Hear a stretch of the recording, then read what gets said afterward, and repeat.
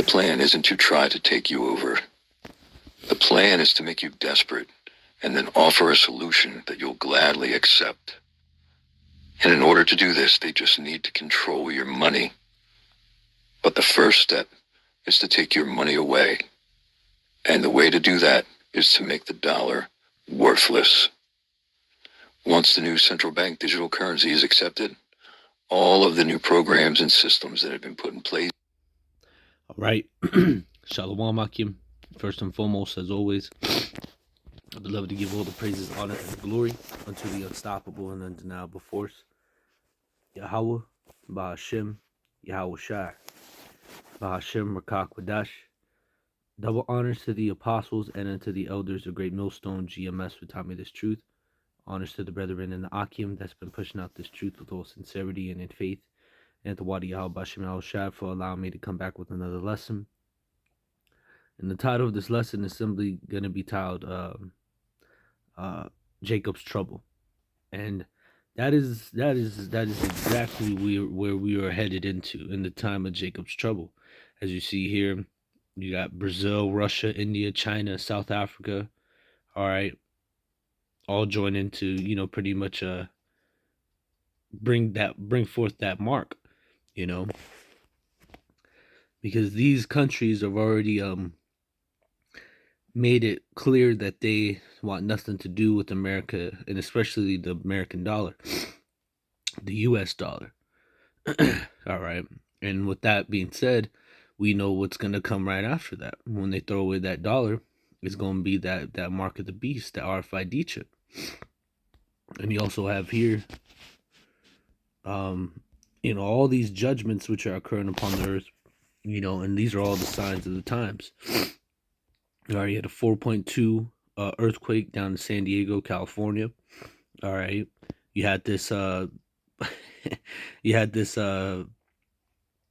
a concert, pretty much, and and it's a bunch of, I think it was like a rock concert or whatever, like heavy metal type deal, which nothing but Satan's up in there.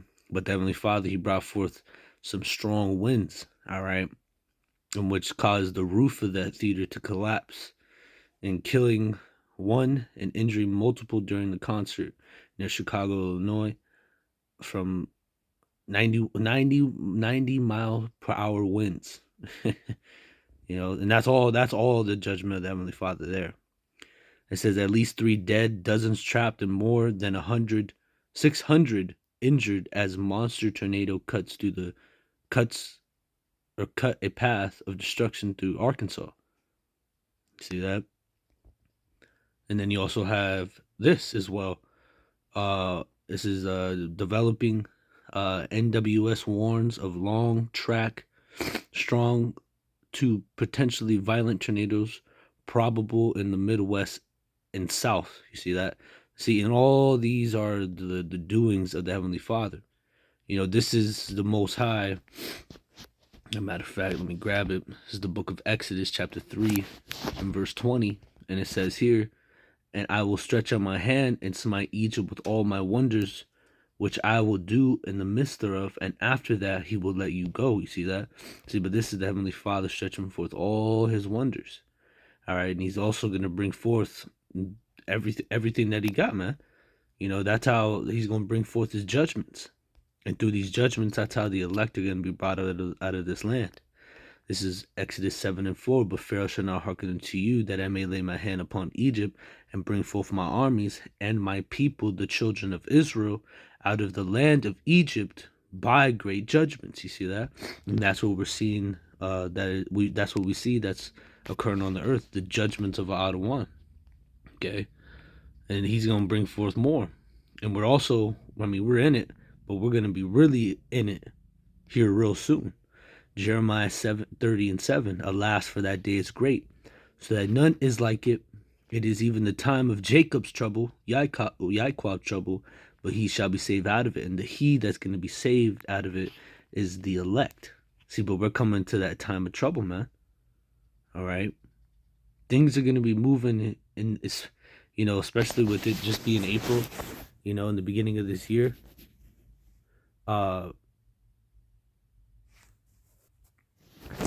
with it just being so early in the year, man, with all these judgments and all these things occurring on the earth, man, we're no doubt in these last days. And we know that when we say this thing, when we say these things, when we say the last days, we know that in the last days, perilous times shall come.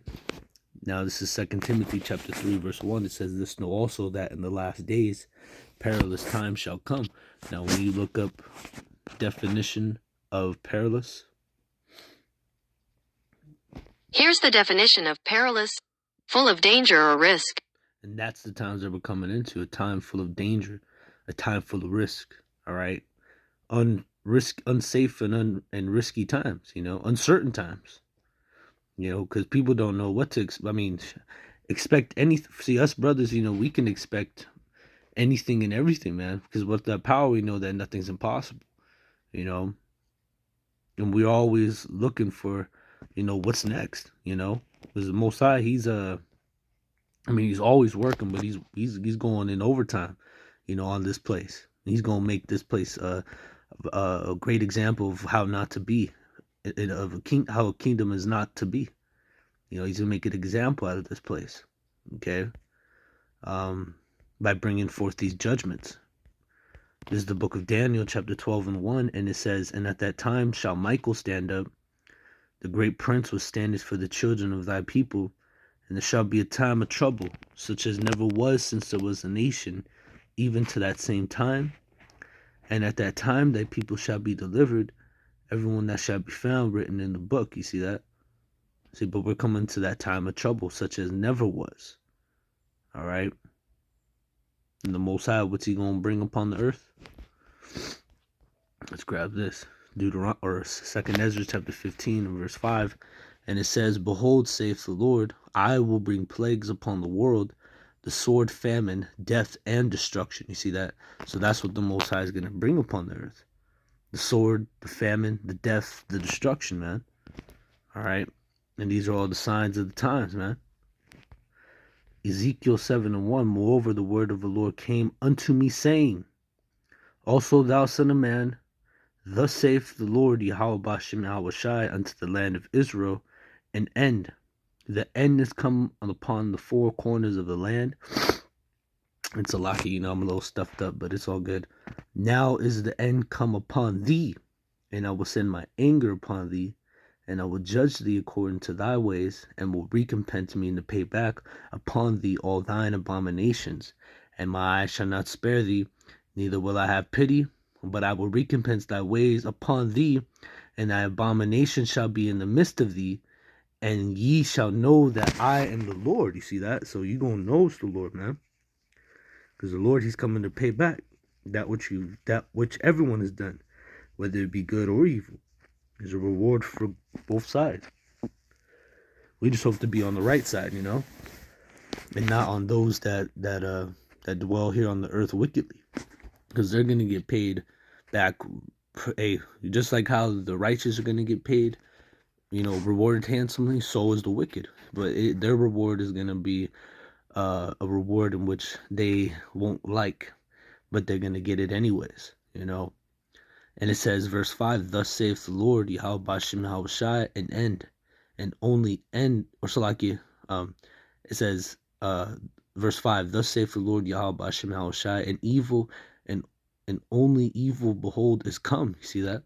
And that's the time we're coming into, evil times. And it says, "An end is come, the end is come, it watches for thee, behold, it is come. The mornings come unto thee, O thou that dwellest in the land. The time is come, the day of trouble is near, and not the sounding again of the mountains." You see that? So the day of trouble is near, man. The day of trouble is nigh. All right? We're in those times. In a time where the Lord, he's going to bring these evils upon you people, which you will not be able to escape, no matter how hard you try to escape them. "Therefore," it says Jeremiah 11 and 11, "Therefore thus saith the Lord, YAHAWASHI, behold, I will bring evil upon them, which they shall not be able to escape. And though they shall cry unto me, I will not hearken unto them." You see that? And that's what's going to happen. All right. And see, and this is what some of our people are going to do here. Then shall the cities of Judah and the inhabitants of Jerusalem go and cry unto the gods unto whom they offer incense, but they shall not save them at all in the time of their trouble. You see that? Because there's only one way out, and that's through YAHAWASHI. See, the majority of our people, they're gonna be crying, calling upon Jesus, but Jesus ain't gonna help them at all in the time of their trouble. And that's where our people, that's what's coming to our people, the time of their trouble, the time of the day where it's gonna be reckoning, and it's gonna hit them like a thief in the night.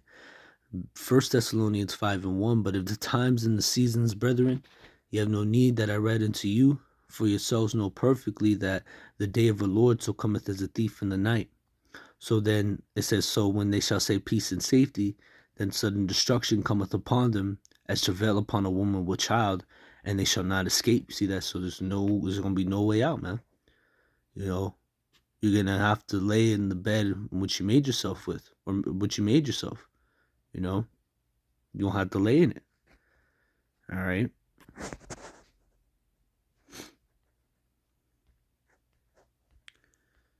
All right, let's go back to 2 Ezra 15. And we'll just read on down. Verse 6, and the reason why the Heavenly Father is bringing the sword, famine, death, and destruction is because of this. For wickedness have exceedingly polluted the whole earth, and the hurtful works are fulfilled. Therefore, thus saith the Lord, I will hold my tongue no more as touching their wickedness, which they profanely commit. Neither will I suffer them in those things in which they wickedly exercise themselves. Behold, the innocent and righteous blood crieth unto me, and the souls of the just complain continually.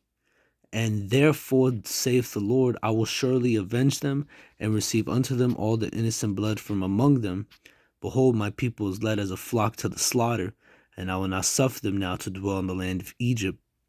But I will bring them with a mighty hand and a stretched out arm, and smite Egypt with plagues as before, and I will destroy all the land. And that's what's going to happen. The Lord is going to bring forth his hand again. He's going to touch this place, man. All right. Egypt shall mourn, and the foundations of it shall be smitten with the plague and punishment that the Heavenly Father shall bring upon it. And that's what's coming. The punishment of YAHAWAH's coming upon this place. He's going to punish the world for their evil and the wicked for their iniquity. They that till the ground shall mourn, for their seed shall fail through the blasting and hail, and with the fearful consolation. Woe to the world and to them that dwell therein, for the sword and their destruction draweth nigh, and one people shall stand up to fight against another, and swords in their hands. You see that? For there shall be sedition among men, and invading one another.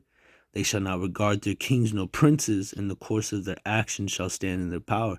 Meaning people are going to be getting buck wild out here, man.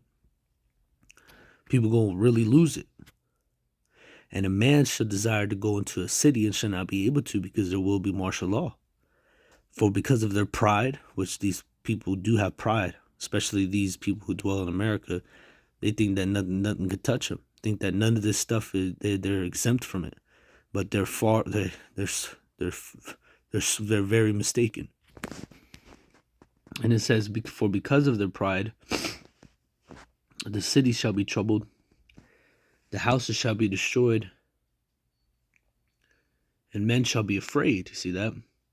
A man shall have no pity upon his neighbor, but shall destroy their houses with the sword, and spoil their goods, because of the lack of bread and great tribulation. And that's the times that we're coming into. Time of great tribulation. A time such as never was since there was a nation. All right? So just a little lesson that I wanted to bring forth. I prayed this lesson was edifying, exhorting, and comforting. As always, I want to give all the praises, honor, and the glory unto Yahawah, Ba'ashem YAHAWASHI, Ba'ashem Quadash, the honors to the apostles and to the elders, the great millstone, GMS, the time of his truth. Honors to the brethren in the Akim that's been pushing out this truth with all sincerity and in faith. To Wadi Al Ba'ashem YAHAWASHI for allowing me to come back with another lesson. And it's on to the next one. Shalom.